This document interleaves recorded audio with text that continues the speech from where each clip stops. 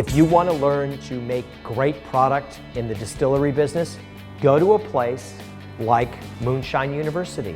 And when you get to this classroom, it's more intense than just about any educational thing that you will go through, period.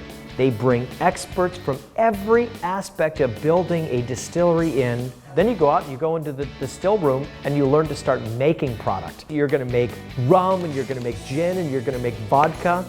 Nothing compares to the level of expertise that they put you in front of. You're with people that are as excited as you are to venture into this new world of distilling. There were pieces of information that saved us thousands of dollars.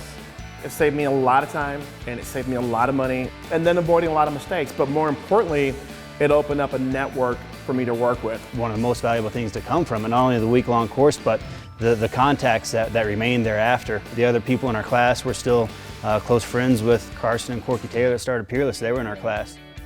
I learned a ton just from being through that class. So it helped not only me out, but 2 other guys we sent through the course. Going through Moonshine University, being able to re-educate myself into a completely different career, that was instrumental in helping me get down that path. The course was so valuable to me because it allowed me to make the contacts and give me that introductory knowledge that really helped me get hooked.